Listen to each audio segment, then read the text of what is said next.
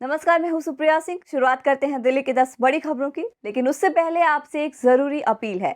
अगर आपने अभी तक द भारत खबर चैनल को सब्सक्राइब नहीं किया है तो अभी सब्सक्राइब कीजिए। हमारी खबरों की डेली नोटिफिकेशन पाने के लिए बेल आइकन को भी जरूर प्रेस करें।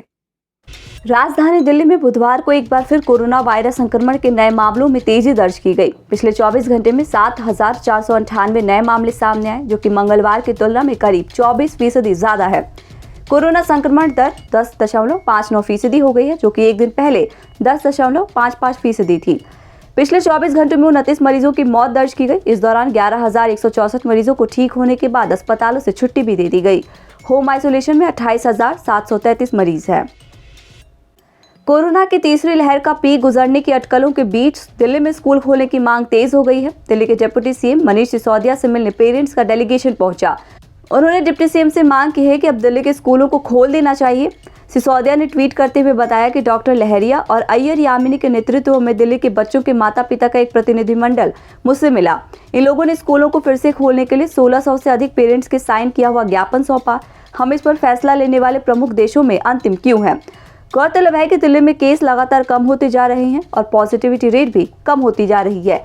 मुंबई में स्कूलों के खुलने से दिल्ली वालों को भी उम्मीद है। ऐसे में गुरुवार को डीडीएमए की बैठक के बाद पाबंदियां कम हो सकती हैं।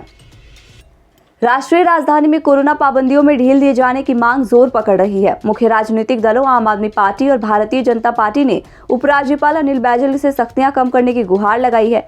इस बीच डीडीएमए की गुरुवार को मीटिंग होने जा रही है, जिसमें कुछ बड़े फैसले होने की उम्मीद जताई जा रही है। फिलहाल सबकी नजरें इसी बात पर टिकी हैं कि स्कूल खुलने से लेकर नाइट कर्फ्यू और वीकेंड कर्फ्यू से छुटकारा कब तक मिल पाएगा।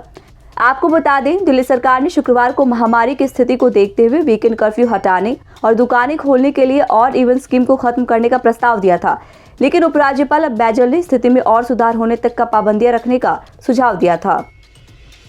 डीडीएमए की गुरुवार को होने वाली बैठक से पहले व्यापारियों ने एलजी अनिल बैजल को अपनी मांगों को लेकर पत्र लिखा है। बुधवार को लिखे गए पत्र में वीकेंड कर्फ्यू हटाने की मांग की गई है। इसके साथ ही बाजारों में ऑड इवन के तहत दुकानें खोलने के नियम को भी खत्म करने की अपील की गई है।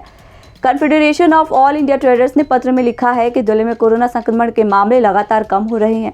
ऐसे में वीकेंड कर्फ्यू और ऑड इवन सिस्टम हटाया जाए।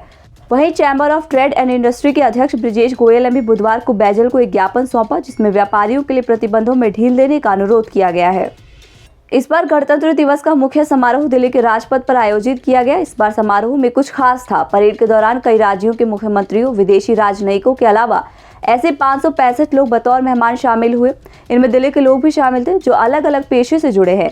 बतौर मेहमान शामिल होने वालों में सफाई कर्मचारी, नर्स और ऑटो रिक्शा चालक भी थे। कुल मिलाकर 562 मेहमानों में 250 निर्माण कार्य से जुड़े श्रमिक, 115 सफाई कर्मचारी, 100 ऑटो रिक्शा चालक और 100 स्वास्थ्य कर्मचारी थे।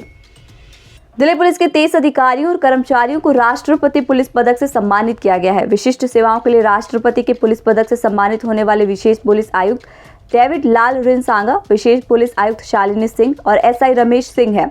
वीरता के लिए पुलिस पदक से सम्मानित होने वाले स्पेशल सेल के उपायुक्त संजीव यादव, एसीपी जसबीर सिंह, एसआई रवि तुषीर शामिल हैं। दिल्ली में यमुना नदी का खतरनाक प्रदूषण जग जाहिर है। यमुना खादर में अतिक्रमण, अवैध पार्किंग और मलबा डालने की समस्या भी बेकाबू होती जा रही है। हालांकि ऐसा करने वालों के खिलाफ चालान भी काटे जा रहे हैं और उन पर मोटा जुर्माना भी ठोका जा रहा है, लेकिन जुर्माना राशि की वसूली 1/4 भी नहीं हो पा रही है। पिछले 4 साल के दौरान ये रिकवरी 20% से भी कम रही। एनजीटी के स्पष्ट निर्देश है कि यमुना खादर में मलबा नहीं डाला जा सकता। एनजीटी के निर्देश पर ही दिल्ली प्रदूषण नियंत्रण समिति ने नियमों का उल्लंघन करने वालों के खिलाफ चालान करने और उन पर जुर्माना लगाने की कार्रवाई शुरू की। साल 2018 में पहला चालान किया गया, 50,000 रुपए का जुर्माना भी लगाया गया, लेकिन वसूली आज तक नहीं हो पाई। दिल्ली में नगर निगम चुनाव की तारीख घोषित होने में अभी कुछ समय बाकी है। इस दौरान दिल्ली में आम आदमी पार्टी और बीजेपी के बीच चल रहे आरोप प्रत्यारोप के दौर के बाद अब पोस्टर वॉर का सिलसिला शुरू हो गया है। इसी कड़ी में दिल्ली के अलग अलग इलाकों में दिल्ली बीजेपी प्रदेश अध्यक्ष आदेश गुप्ता को लेकर कई जगहों पर पोस्टर लगाया गया है, जिसमें लिखा गया है कि उन्होंने निगम की जमीन पर कब्जा किया हुआ है। हालांकि पोस्टर पर यह नहीं लिखा है कि इस पोस्टर को किसने जारी किया है। दिल्ली के मुख्यमंत्री अरविंद केजरीवाल ने 10 सितंबर 2018 को 40 सार्वजनिक सेवाओं के लिए डोर स्टेप डिलीवरी स्कीम शुरू की थी, जिस पर कॉल करने में पहले पैसे लगते थे। समाज सेवी हरपाल राणा के प्रयासों से इस योजना में कॉल करने के शुल्क को खत्म कर दिया गया है। अब बिना शुल्क ही कोई भी व्यक्ति किसी भी प्रकार की सहायता के लिए किसी भी विभाग के कर्मचारी को घर बुलाने के लिए निःशुल्क फोन कर सकेगा। दिल्ली सरकार की डोर स्टेप सुविधा के तहत लगभग 40 प्रकार के प्रमाण पत्र बनवाने के लिए 1076 पर फोन करके मोबाइल सहायक को अपने घर बुलाया जा सकता है। दिल्ली एनसीआर में ठंडी शीतलहर का दौर जारी है। एक ओर जहां मंगलवार सीजन का सबसे ठंडा दिन रिकॉर्ड किया गया, वहीं दूसरी ओर बुधवार को भी इससे निजात नहीं मिला।